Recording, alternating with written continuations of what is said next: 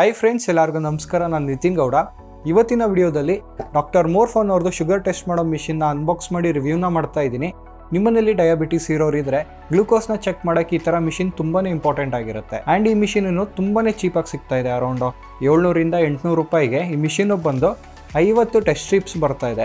So ಇಷ್ಟು ಕಡಿಮೆ ಪ್ರೈಸಿಗೆ ಸಿಗ್ತಾ ಇರೋದ್ರಿಂದ ಈ ಮಿಷಿನ್ದು ಅಕ್ಯುರೇಸಿ ಯಾವ ರೀತಿ ಇದೆ, ರಿಲಯಬಿಲಿಟಿ ಯಾವ ರೀತಿ ಇದೆ, ನಾನು ಲ್ಯಾಬಲ್ಲೂ ಚೆಕ್ ಮಾಡಿಸಿ ಮಿಷಿನಲ್ಲೂ ಚೆಕ್ ಮಾಡಿ ಎರಡೂ ರಿಸಲ್ಟು ಯಾವ ರೀತಿ ಬರುತ್ತೆ, ಈ ಮಿಷಿನಲ್ಲಿ ಎಷ್ಟು ಅಕ್ಯುರೇಸಿ ಇದೆ ಅಂತ ವಿಡಿಯೋದಲ್ಲಿ ತಿಳಿಸ್ಕೊಡ್ತಾ ಇದ್ದೀನಿ.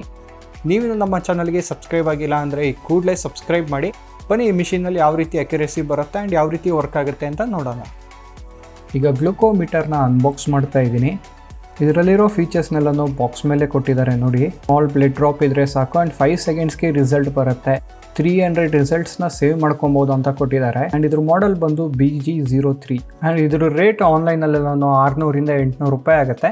ಮಿಷಿನ್ ಜೊತೆ ಟೆಸ್ಟ್ ಸ್ಟ್ರಿಪ್ಸ್ನೂ ಕೊಟ್ಟಿದ್ದಾರೆ, 50 ಟೆಸ್ಟ್ ಸ್ಟ್ರಿಪ್ಸ್ನ ಕೊಟ್ಟಿದ್ದಾರೆ. ಸೊ ಈಗ ಅನ್ಬಾಕ್ಸ್ ಮಾಡಿದ್ರೆ ಮೀಟರ್ನ ಮ್ಯಾನ್ಯಲ್ ಕೊಟ್ಟಿದ್ದಾರೆ. ಸೊ ಯಾವ ರೀತಿ ಯೂಸ್ ಮಾಡೋದಂತ ಎಲ್ಲನೂ ಈ ಮ್ಯಾನ್ಯಲಲ್ಲಿ ಫುಲ್ ಕಂಪ್ಲೀಟಾಗಿ ಡೀಟೇಲಾಗಿ ಕೊಟ್ಟಿದ್ದಾರೆ. ಹೀಗೆ ಓಪನ್ ಮಾಡಿದ್ರೆ ಹೊರಗಡೆ ಒಂದು ಪ್ಲಾಸ್ಟಿಕ್ ಬಾಕ್ಸ್ ಇದೆ. ಪ್ಲಾಸ್ಟಿಕ್ ಬಾಕ್ಸ್ನ ಓಪನ್ ಮಾಡಿದ್ರೆ ಗ್ಲೂಕೋಮೀಟರು, ನೀಡಲ್ ಪೆನ್ನು ಮತ್ತು 10 ನೀಡಲ್ಸ್ನ ಕೊಟ್ಟಿದ್ದಾರೆ.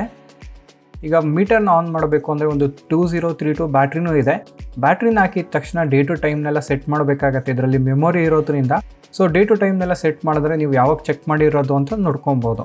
ಈಗ ಡಿವೈಸಿಂದು ಅಕ್ಯುರೇಸಿನ ತಿಳ್ಕೊಳ್ಳೋಕೆ ಮೊದಲನೇದಾಗಿ ನಾನು ಲ್ಯಾಬಲ್ ಗ್ಲೂಕೋಸ್ ಲೆವೆಲ್ನ ಚೆಕ್ ಮಾಡಿಸ್ತಾ ಇದ್ದೀನಿ.